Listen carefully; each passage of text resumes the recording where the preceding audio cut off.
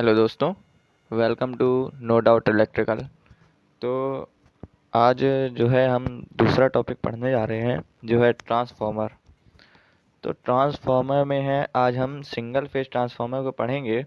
लेकिन उससे पहले पता होना चाहिए ट्रांसफार्मर क्या होता है।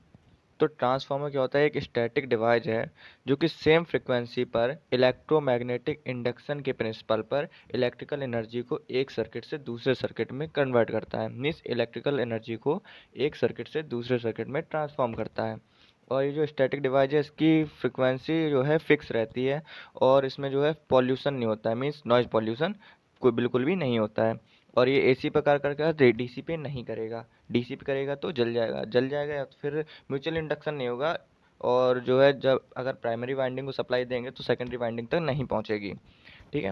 इसके अलावा लो वोल्टेज और हाई करंट मीन्स ये step up and step down two type का होता है। स्टेप अप मीन्स क्या होता है, low voltage and high current, और स्टेप डाउन होता है high voltage and low current. ठीक है। तो अगर हम सिंगल फेज कंस्ट्रक्शन की बात करें, मीन्स सिंगल फेज ट्रांसफार्मर के कंस्ट्रक्शन की बात करें, तो इसमें क्या होता है, प्राइमरी वाइंडिंग होती है, सेकेंडरी वाइंडिंग होती है, कोर है, इंसुलेशन करते हैं उसमें। ठीक है। तो यह फिगर देख सकते हैं, इसमें इसमें जो है कोर को दिखाया गया है सिंगल फेज ट्रांसफार्मर की। तो इसमें बताएं, बात करें तो ये प्राइमरी एंड सेकेंडरी वाइंडिंग होती है, ये कंडक्टिंग वायर मीन्स कॉपर की बनी हुई होती हैं, और इसमें प्राइमरी वाइंडिंग को सप्लाई देते हैं, और म्यूचुअल इंडक्शन के द्वारा, जो कि आगे वर्किंग में पढ़ेंगे, प्राइमरी वाइंडिंग की सप्लाई को सेकेंडरी वाइंडिंग तक कन्वर्ट करता है, पहुंचाता है। ठीक है।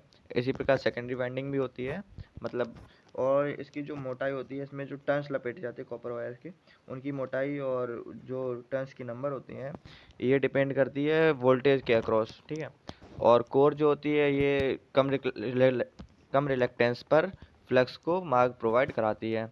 और ना, सिंगल फेज ट्रांसफार्मर होता है, इसकी जो कोर बनाते हैं, तो भाई ये सिलिकॉन स्टील की बनाई जाती है। सिलिकॉन स्टील की क्यों बनाई जाती है, ताकि लॉसेस कम हो। कौन सा लॉस कम हो, हिस्टैरिसीस लॉस।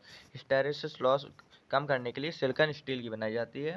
और इसकी जो है पतली पतली पट्टियाँ जो होती हैं, पत्तियाँ, उनको काट के लेमिनेट करके आपस में चिपका करके बनाया जाता है, ताकि एडी करंट लॉसेस कम हो। ठीक है। तो ये लॉसेस के बारे में भी आगे वर्किंग के बाद पढ़ेंगे।